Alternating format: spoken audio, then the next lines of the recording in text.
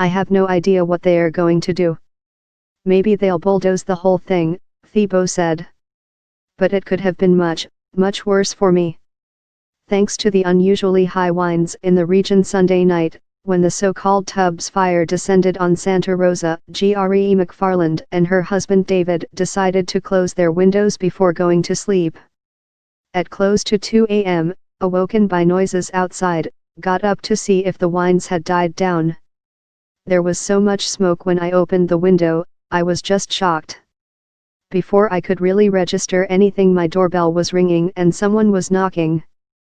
McFarland, 60, said while sitting beside her golden retriever at a makeshift shelter at the Santa Rosa Fairgrounds.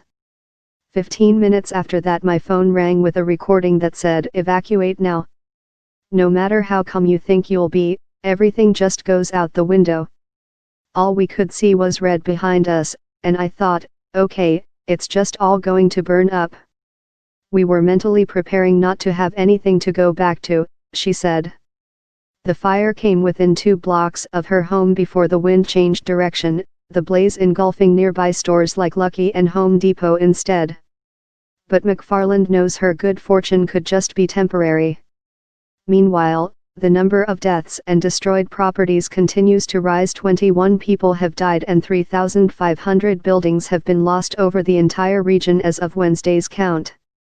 Thousands of firefighters, aided by a fast-growing number of California National Guard troops, are now fighting multiple blazes across the wine country, and the magnitude of the disaster has begun to sink in. We've had big fires in the past. This is one of the biggest, most serious, California Governor Jerry Brown said at a Wednesday press conference. It's not over. We have people living in communities and cities and very developed situations that are close to forests and brush that becomes kindling. For Alicia Abarca, 35, the stress of uncertainty is taking its toll. Silver Star Care Home, the assisted living facility on where she worked, burned to the ground Monday. Now she has to wait to see whether her boss can figure out a plan to serve the dislocated seniors and keep his workers employed.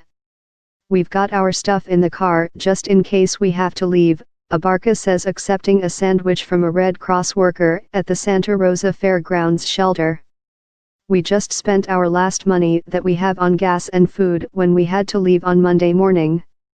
While her husband has been able to keep working at his construction job, Abarca, who has lived in Santa Rosa for 28 years, waits for word from her employer about whether she'll need to look for a new job.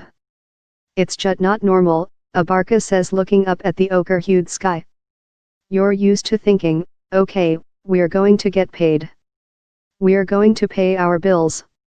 Right now we're struggling.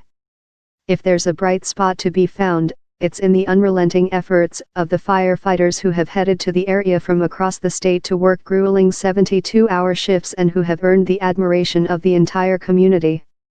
Seeing how the first responders did such an amazing job, it made me want to be one that much more," Thiebaud said.